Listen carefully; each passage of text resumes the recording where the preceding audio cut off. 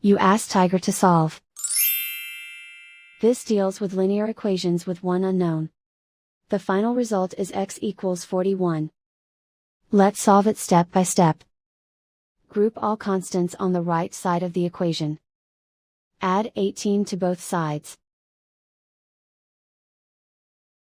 Simplify the arithmetic.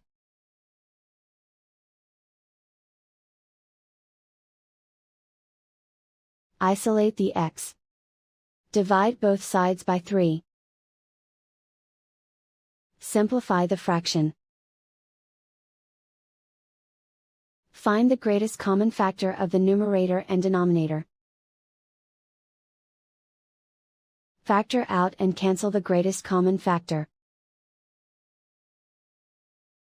And so the final result is x equals 41.